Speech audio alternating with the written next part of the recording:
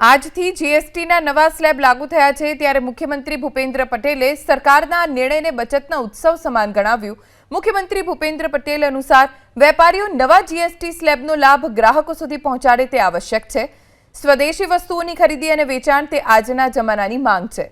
મુખ્યમંત્રીએ જનતાને અપીલ કરી કે દેશ અને ગુજરાતમાં બનેલી વસ્તુની જ ખરીદી કરે અને વેપારીઓ સ્વદેશી વસ્તુઓનું જ વેચાણ કરે। વડાપ્રધાનશ્રીએ આજથી જ માં શક્તિના ઉપાસક છે અને શક્તિના ઉપાસકની સાથે સાથે નવરાત્રના પહેલા જ દિવસથી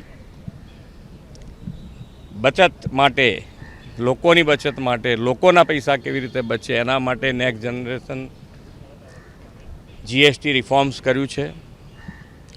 એટલે બચત અવસર તરીકે આજથી શરૂ થાય છે આપણા ત્યાં આગળ કે દરેક જણને, દરેક વેપારી પોતે આ જીએસટીનો લાભ છે ગ્રાહક સુધી મોકલે એના માટેનો પણ આગ્રહ કર્યો છે।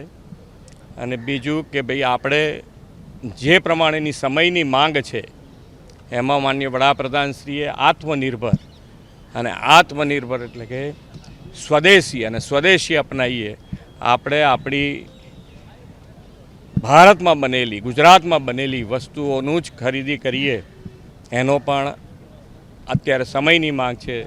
તો એ પણ આપણે આત્મનિર્ભર તરફ વધવા માટે સ્વદેશી અપનાવીએ, સ્વદેશી ખરીદીએ, સ્વદેશી બનાવટ વેચવાનું પણ આગ્રહ રાખીએ।